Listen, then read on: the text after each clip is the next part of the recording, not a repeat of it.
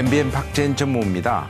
비트코인이라 불리는 디지털 가상화폐 거래가 급증하고 있습니다. 하루에 얼마나 거래되는지 아십니까?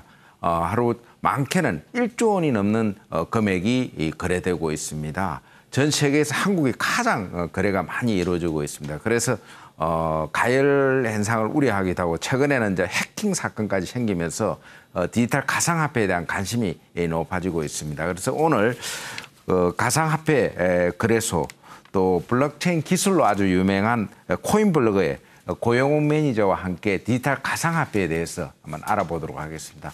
고 매니저 안녕하십니까? 안녕하세요. 예, 그 디지털 가상화폐가 저는 뭐 비트코인만 알고 있는데 종류가 아주 많은 것 같아요. 그리고 특히 뭐 이더리움이라는 그 새로운 화폐도 있는 것 같고 뭐 좀 설명을 좀 할 수 있겠습니까? 예, 현재 디지털 화폐, 가상화폐가 전 세계적으로 900여 개 이상이 발행이 되었고요. 그중에서 가장 대표적인 게 말씀하신 비트코인과 이더리움이 있고요.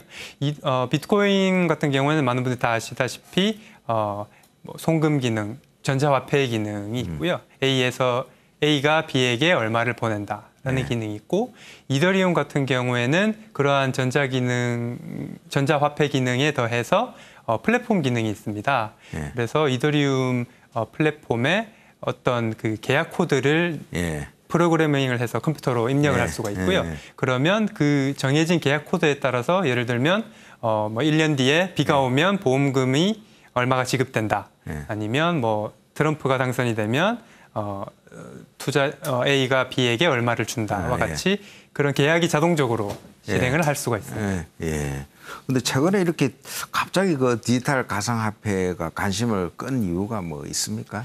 전 세계적으로 지금 가상화폐 가치가 크게 증가하고 있는 상황인데요. 예를 들면 비트코인 같은 경우에 과거에는 온라인에서 주로 뭐 결제 수단, 일부 사이트에서 결제 수단으로만 사용되었다면 최근에는 이제 오프라인에서도 이제 사용처가 늘어나고 있고요. 뭐 미국에서는 스타벅스에서도 비트코인 결제가 가능하고, 뭐 유럽 어떤 국가에서는 주택을 매매하는데 비트코인을 사용하기도 하고, 그리고 일본 같은 경우에는 최근에 하이마트 같은 매장에서 비트코인 결제를 시작하였다고 그런 기사도 있었습니다. 한국은 어떤, 저도 한번 어디 전시장에 가니까 비트코인 ATM기를 보기는 했는데 한국에서도 좀 비트코인이 실제로 뭐 결제 수단으로 활용이 되고 있습니까? 한국은 현재 선진국에 비해서는 조금 개수는 좀 적은 편인데요. 강남 일부에서 카페 이런 데서 비트코인을 사용해서 결제가 가능하고요. 그리고 저희 회사 코인플러그에서 그 비트코인 ATM기를 만들어서 판교와 지금 강남에 지금 두 군데 운영이 되고 있습니다. 그리고 그 비트코인이 디지털 가상화폐 가격이 최근에 굉장히 많이 올랐다는 이야기인데 어느 정도 올랐습니까? 비트코인이 연초만 해도 1비트코인당 100만 원 수준 하던 것이 현재 320만 원 수준까지 올랐고요. 3배 이상 올랐고, 이더리움도 연초에 7, 8만 원 하던 것이 현재 32만 원 수준까지 크게 증가를 했습니다. 근데 그 이더리움하고 그 비트코인의 가격 차가 이렇게 많이 나고 있죠? 이제 가격 차이는 그런데 주식하고 똑같이 보시면 되고요. 전체 발행량의 차이가 있기 때문에 발행량과 가격을 곱한 금액 총 시가총액은 이제 비트코인이 1등이고요. 그 다음에 이더리움. 비트코인이 전체 시장 중에 한 40% 정도를 차지하고 있어서 발행량은 정해져 있는 겁니까? 예, 맞습니다. 발행량은 비트코인과 이더리움 모두 총 발행량이 정해져 있고, 그래서 중앙에 기관이 없이 그 전 세계에 퍼져 있는 그런 노드 컴퓨터들이 계산을 해서 일괄적으로 그렇게 발행량이 다 정해져 있고요. 아니, 그게 일반 화폐 같은 거는 발행량을 더 늘릴 수도 있는데 이 비트코인 같은 거는 더 찍어낼 수가 없다는 거예요. 예, 맞습니다. 처음부터 발행량을 그 2,100만 개로 정해져 있어서 현재 1,600만 개 이상 발행이 되었고요. 점차 발행량이 줄어서 2140년에 2,100만 개 정도가 발행 완료되는 걸로. 그러니까 채굴을 해도 그 어느 딱 선이 정해져 있는 거네요. 예, 그렇습니다. 그러면 그 비트코인 그 투자하려면 어떻게 해야 됩니까? 그렇게 뭐 재테크 수단으로도 이용을 하는 사람들이 굉장히 많은 것 같은데. 예, 비트코인은 크게 현재 두 가지 방식으로 발행을 할 수가 있는데요.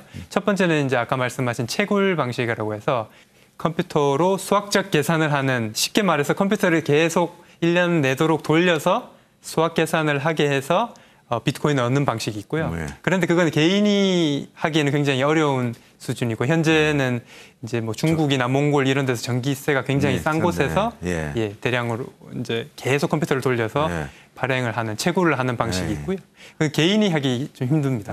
그리고 두 번째 저희 이제 개인들이 할 수 있는 방식으로는 거래소를 통해서 가상화폐를 매매를 하실 수가 있고요. 저희 코인플러그 거래소를 이용해서. 그럼 내가 가고 코인플러그에 연락을 해갖고 찾아가면은 그러면 뭐 어떻게 하는 거예요? 코인플러그에 이제 회원 가입을 하시면 이제 본인 인증을 거치게 되고요. 그러면은 이제 신분 확인을 한 후에 그 비트코인의 주소가 나옵니다. 그래서 그 비트코인의 주소가 나오면 상대방의 비트코인 주소로 비트코인을 보내실 수가 있습니다. 그럼 돈은 어떻게 넣는 거예요? 뭐 아까 300만 원, 300만 원 거기 넣는 거예요? 맞습니다. 저희 비트코인 지갑이 생성이 되고요. 거기에 원화를 입금을 하고 그 원화로 비트코인을 사시고요. 그리고 보낼 수가 있습니다. 근데 최근에 그 이제 가상화폐 거래소 빅썸인가요? 빅썸이 이제 해킹 당하는 사건 때문에 이 조금 이 뭐 비트코인 이거 위험한 거 아니냐 그런 우려도 있던데 그거는 어떻습니까?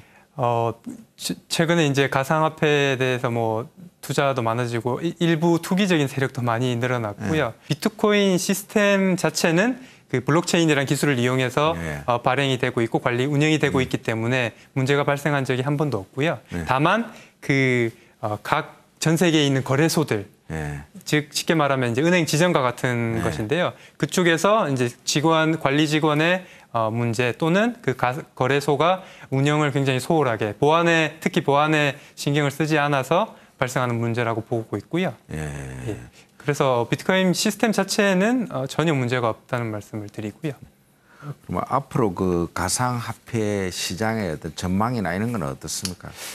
저는 장기적으로 굉장히 상승세에 있다고 보고요. 이 디지털 화폐 자체가 아까도 말씀드렸다시피 블록체인 기반의 시스템으로 운영이 되기 때문에 굉장히 보안적으로 안전하고요. 그리고 총 발행량 같은 경우도 다 정해져 있기 때문에 지금 기존 통화 대비 굉장히 매력이 있고 보안적으로도 뛰어나다. 그리고 희소성의 가치가 있기 때문에 향후에도 실생활에서도 결제 그리고 송금 쪽에서도 굉장히 활발하게 사용될 것으로 보여지고요. 근데 가격이 지금 너무 많이 올라간 거 아니에요? 좀 거품이 들어간 거 아니에요? 그 일부 이제 투기적인 수요도 충분히 많았다고 보고요. 그래서 투자자분들은 충분히 조심을 해야 되는 게 맞고요. 특히 거래소를 선택하실 때 이 회사가 그동안 오랫동안 이 회사를 운영해온 경험이 있는지 그리고 보안에 굉장히 신경을 많이 쓰는지를 충분히 이제 검토를 하신 후에 거래소를 선택하시고 매매를 하시면 될 것 같습니다. 근데 이제 가상화폐에 대해서 양도에 대한 그동안 세금이 없었는데 이 가시화하는 그런 어떤 법안이 지금 제출되어 있는 걸로 내가 알고 있는데 그건 어떻습니까? 현재 국내에서도 지금 법안 세금 관련해서 현재 논의가 되고 있는 걸로 알고 있는데요. 양도세와 같은 경우에는 현재 주식에도 적용이 되지 않고 있기 때문에 과세 형평성 차원에서 도입이 쉽지는 않을 것으로 예상을 하고 있고요. 다만 현재 가상화폐 거래소에서 문제들이 발생을 하고 있기 때문에 그런 금융당국의 인가를 통한 즉 가상화폐 거래소를 가상화폐 거래소 등록제가 도입이 될 것으로 전망을 하고 있습니다. 네, 오늘 좋은 말씀 감사합니다. 네, 고맙습니다. 지금까지 코인플러그의 고영욱 매니저와 함께 디지털 가상화폐에 대해서 알아봤습니다. 박재인의 경제노트였습니다.